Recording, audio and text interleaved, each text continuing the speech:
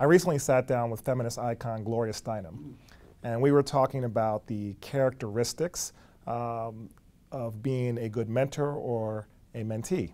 And in that context, we were talking about female leaders and the need to have a strong mentor or a strong sponsor, people to talk to that can help advance your career.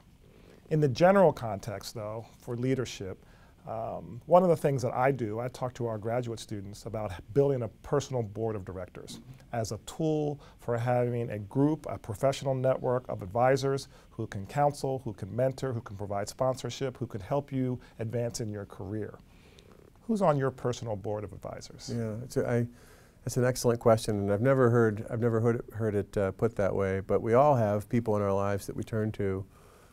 I think of it a little different as a board because I never get these people all in the same room at the same time, the people who I turn to. But yeah, everybody who's ever been my boss is I talk to regularly or communicate with regularly about things that are happening in my life, or sometimes things that are happening in theirs, where you need feedback, you want context, you want to know whether you've lost your mind for a moment.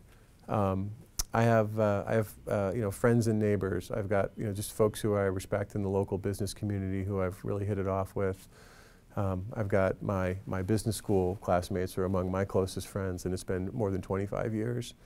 And a few of them, in different ways for different reasons, I call on to give me feedback on either because it's their specialty or it's just a sanity check on whether I'm making a good decision. If it's a business-related decision, I can't really bring anybody outside of Wells Fargo into the facts around a decision that I'm trying to make. But you can create a hypothetical, or make things. You can redact things sometimes in a way where it's helpful. I'd say my wife is on my board of directors. She's the chairman of my board of directors. You should have said that first. Yeah. Well, listen. I mean, you've all been working, you're going to be working for a long time, and it doesn't work unless it works at home. And sometimes you're alone at home, sometimes you're married, sometimes you have kids, whatever your situation is, it's got to work for everybody, or it doesn't work at all. So,